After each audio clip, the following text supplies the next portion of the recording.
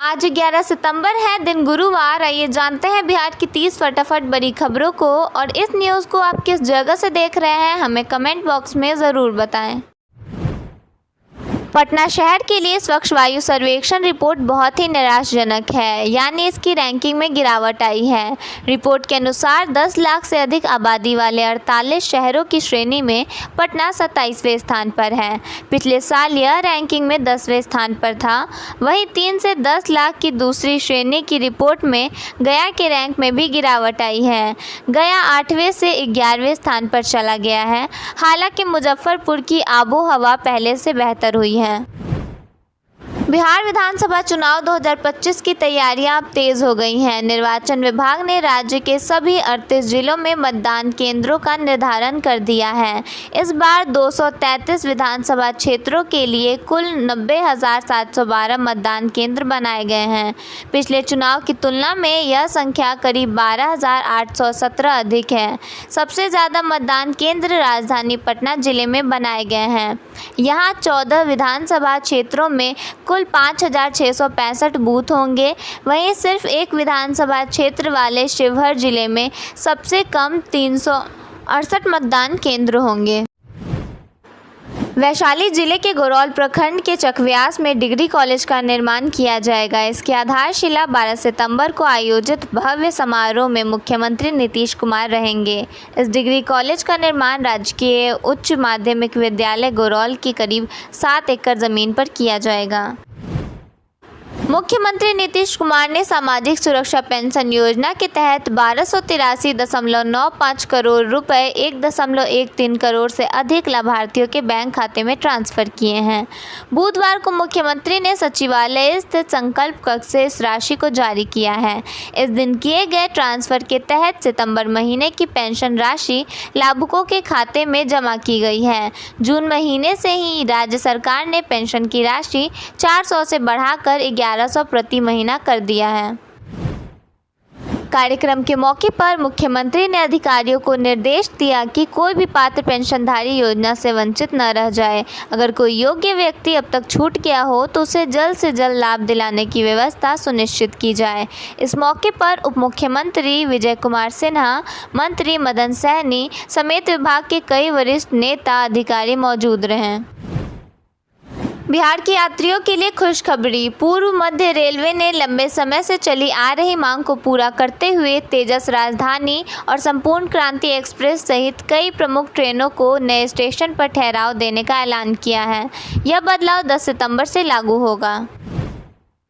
श्रम संसाधन विभाग की तरफ से निजी क्षेत्र की कंपनियों में भी दिव्यांगों को लगातार रोजगार उपलब्ध करवाया जा रहा है। इस कड़ी में एक बार फिर 15 सितंबर को बेगूसराय जिला नियोजनालय में जॉब कैंप का आयोजन किया जा रहा है। इस दौरान 25 बेरोजगारों को नौकरी उपलब्ध कराई जाएगी। बिहार शिक्षा विभाग में नया बवाल खड़ा हो गया है। हाल ही में विभाग की कमान संभालने वाले अपर मुख्य सचिव बी राजेंद्र को सरकारी स्कूलों के शिक्षकों के फ़ोन कॉल से इतना परेशान कर दिया कि उन्हें नींद तक पूरी नहीं मिल रही। कभी शिकायत, कभी समस्या। रात के किसी भी पहर पर आने वाली ये कॉल अब सीधे बैन लिस्ट में डाल दिए जाएंगे। नेपाल में बिगड़ते हालातों के चलते भारत नेपाल सीमा पर हाई अलर्ट जारी कर दिया गया है। किशनगंज जिले से सटी सीमा चौकियों पर सुरक्षा बढ़ा दी गई है और गलगलिया ट्रांजिट पॉइंट को सील कर दिया गया है। विदेश मंत्रालय ने भारतीय नागरिकों को नेपाल यात्रा स्थगित करने की सलाह दी है। हिंसा के कारण सीमावर्ती बाजारों में भी नेपाल नागरिकों की आवाजाही कम हो गई है। दिल्ली में कांग्रेस नेताओं की बैठक के बाद बिहार प्रभारी कृष्णा अलावरू ने हर घर अधिकार यात्रा की घोषणा की है। उन्होंने कहा कि बिहार का मुख्यमंत्री कौन होगा यह जनता तय करेगी। पप्पू यादव ने भी तेजस्वी यादव की मुख्यमंत्री उम्मीदवारी पर सवाल उठाया और कांग्रेस के लिए गुणवत्ता वाली सीटों की मांग की। पटना में डेंगू का प्रकोप बढ़ रहा है, जहां मंगलवार को 13 नए मामले सामने आए, जिससे कुल संख्या 414 हो गई है। युवाओं में संक्रमण अधिक है। स्वास्थ्य विभाग सरकारी अस्पतालों में जांच सुविधा प्रदान कर रहा है। अगस्त में सबसे ज़्यादा मामले दर्ज किए गए हैं। सितंबर-अक्टूबर में और बढ़ने की आशंका है। डॉक्टरों ने लक्षणों के दिखने पर तत्काल चिकित्सा सलाह लेने की सलाह दी है। पटना के दानापुर में गंगा नदी का जलस्तर खतरे के निशान से 1.5 फुट ऊपर पहुंच गया है। बाढ़ नियंत्रण केंद्र के अनुसार मंगलवार शाम को देवनाला पर गंगा का जलस्तर 168.5 फुट दर्ज किया गया है। सड़कों और खेतों में 2 से 3 फुट तक पानी भर गया है। निचले इलाकों के घरों में 1 से 1.5 फुट पानी घुस गया है। बाढ़ से दियारे के गंगहरा, हेतनपुर, पतलापुर, कासिमचक, पुरानी पानापुर, मानस और अकीलपुर पंचायतों के कई गांव प्रभावित हुए हैं। पटना में बुधवार को टीआरई 3 के सप्लीमेंट्री रिजल्ट की मांग कर रहे अभ्यर्थियों को पुलिस ने लाठी लेकर खदेड़ दिया। अभ्यर्थी जेपी गोलंबर के पास टीआरई 3 के सप्लीमेंट्री रिजल्ट की मांग को लेकर अभ्यर्थी सड़क पर उतरे थे। अभ्यर्थी हाथों में जंजीर बांधकर प्रदर्शन कर रहे थे। अभ्यर्थी मुख्य सचिव से मिलने की मांग कर रहे थे, लेकिन पुलिस ने जेपी गोलंबर के पास बैरिकेडिंग कर दी। उन्हें आगे बढ़ने की इजाज़त नहीं है। अभ्यर्थियों को समझाने के लिए मजिस्ट्रेट एमएच खान को बुलाया गया। एमएच खान के पहुंचते ही कैंडिडेट्स ने उनके पैर पकड़ लिए। कहा कि रिजल्ट जारी करवा दीजिए सर। इस दौरान अभ्यर्थी मुख्य सचिव प्रत्यय अमृत से मिलवाने की गुहार लगाने लगे। पटना में डायल 112 में चालक के तौर पर काम कर रहे भूतपूर्व सैनिकों ने मंगलवार को जोरदार प्रदर्शन किया। अपनी मांगों को लेकर गर्दनीबाग से कारगिल चौक तक पैदल मार्च और जदयू कार्यालय का घेराव किया। इस दौरान पूर्व सैनिकों ने हाथ में तिरंगा झंडा और बैनर पोस्टर लेकर सरकार विरोधी नारे लगाए। इस दौरान बिहार सरकार होश में आओ, बिहार सरकार की तानाशाही नहीं चलेगी जैसे सरकारी विरोधी नारे भी लगाए गए। पटना के गांधी मैदान थाना क्षेत्र के जेपी गोलंबर के पास वाहन चेकिंग के दौरान एक बाइक से 20 लाख कैश बरामद हुआ है। शख्स ने पूछताछ में अपना नाम किशोर राउत बताया है, जो मधुबनी का रहने वाला है। पटना जिले के मनेर इलाके के प्रसिद्ध लैंडलॉर्ड और पूर्व पार्षद संजय सिंह संदिग्ध परिस्थितियों में लापता हो गए हैं। उनकी कार राजधानी के दीघा घाट के पास लावारिस हालत में मिली है, जिससे परिवार और क्षेत्र में चिंता का माहौल बन गया है। पुलिस और एसडीआरएफ की टीम उनकी तलाश में जुटी हुई है। पश्चिम चंपारण के बगहा में पुलिस ने गुप्त सूचना पर बड़ी कार्रवाई करते हुए धनहा चेक पोस्ट से पिकअप वैन में छिपाकर लाई जा रही 41 पेटी विदेशी शराब बरामद की है। मौके से एक तस्कर को भी गिरफ्तार किया गया, जिसे न्यायिक हिरासत में भेज दिया गया।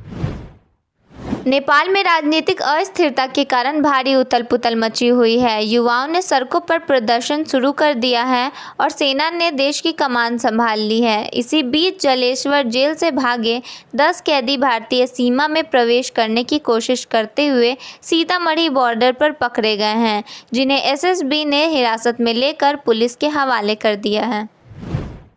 बक्सर और बलिया के बीच गंगा नदी पर बनने वाले 3 लेन के पुल के निर्माण में देरी हो रही है। प्रधानमंत्री मोदी ने मई 2025 में शिलान्यास किया था, लेकिन निविदा प्रक्रिया में सुस्ती के चलते काम शुरू नहीं हो सका।